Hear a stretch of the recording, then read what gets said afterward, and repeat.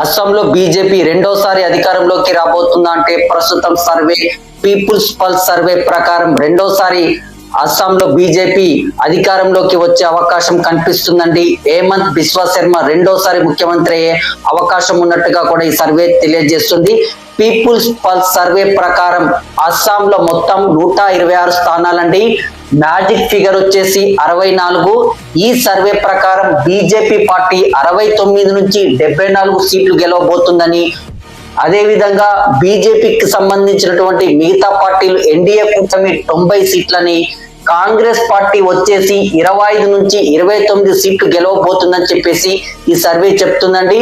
BJP పార్టీకి 39% vote bank వస్తే ఈ సర్వే ప్రకారం కాంగ్రెస్ పార్టీకి 37% ఓటు బ్యాంక్ అండి. అంటే 2% ఓటింగ్ తేడాతో చాలా సీట్లలో తేడా వస్తుందండి రెండు పార్టీల మధ్య.